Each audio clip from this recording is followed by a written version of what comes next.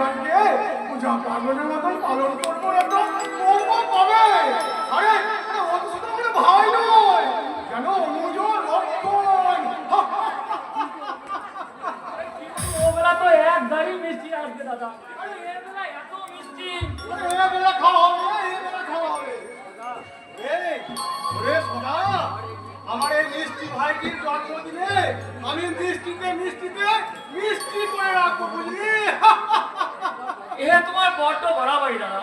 প্রতি বছর আমার মতো একটা রাস্তার ছেলের জন্য। কি বললি তুই? একবার বল হতভাগা। এ কথা তো মিথ্যা নয় দাদা। তুমি আমাকে রাস্তা থেকে ঘুরিয়ে এনে নিজের ছোট ভাইয়ের মতো লেখাপড়া শিখিয়ে আমি তোকে মানুষ করেছি।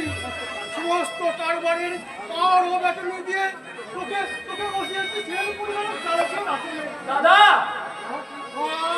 আজকে এটা তো বলতে পারিনি ভাই। তাহলে আমাদের ছিল পায়া কোনো মূল্য নেই তোর কাছে। ও কথা বলো না দাদা, ও কথা বলো না। তুমি আর বৌদি চির অনাথ জীবনের বাবা মা।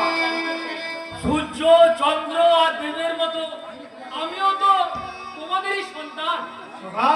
আনন্দ তাই তোমার মুখের উপর কথা বলে যে অন্যায় আমি করেছি তার জন্য তুমি আমায় ক্ষমা করো বাবা, ক্ষমা করো। না, ক্ষমা নেই। তোমার দাদা তোমাকে ক্ষমা করলো, আমি ক্ষমা করবো না। কিন্তু বৌদি, অপরাধী জানিল না কি তার অপরাধ, বিচার হইল শেষ। হ্যাঁ, নিশ্চয় জানিয়ে বৎস। তোমার প্রথম অপরাধ হলো আজকের সুবর্ণে তোমার দাদার নাম করে তুমি শ্রমিকদের বস্ত্র আর মিষ্টি বিতরণ করেছো। তাই নাকি? আরে ভাই এত মহৎ তুই।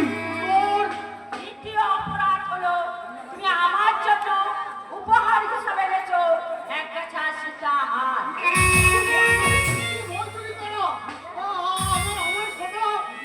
চুরি ডাকাতি করিনি দাদা, আমার হাত খরচে কিছু টাকা বাঁচিয়ে।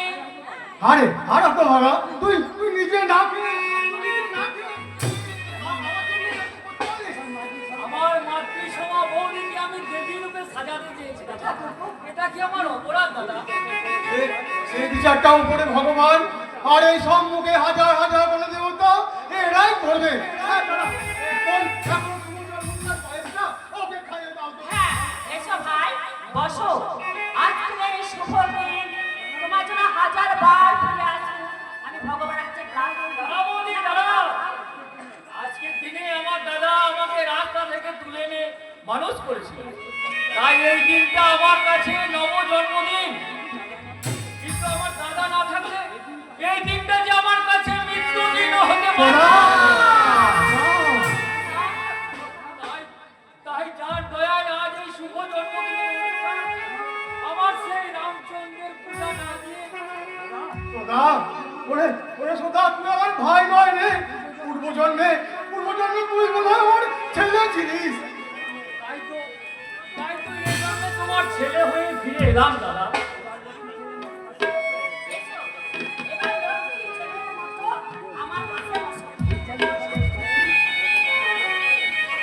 তোমার ইচ্ছা অনুসারে এই পায়ে আমি প্রথমে তোমার দাদার মুখে তুলে দিলাম।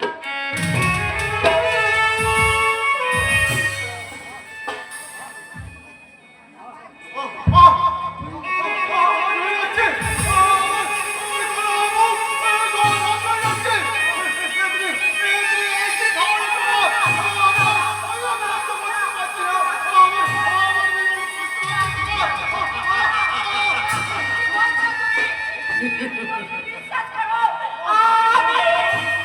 খবরদার! তুমি আমার দাদাকে স্পর্শ করবে না। ঠাকুরপো, কি বলছো? আমায় মারতে চেয়েছিল বৌদি, কিন্তু ভাগ্য ফিরে সেই বিষ তুমি তোমার স্বামীকে খাইছো।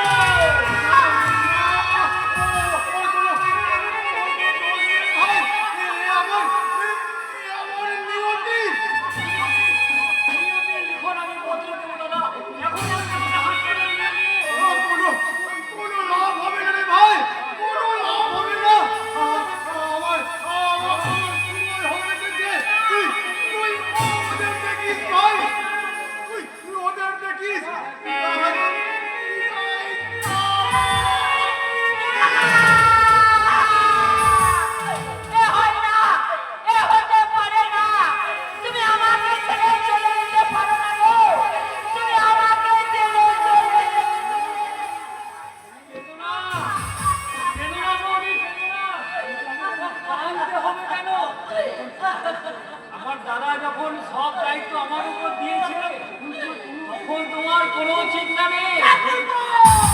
তোমাকে আমি সুখেই রাখবো। বড্ড পুরনো রাগ।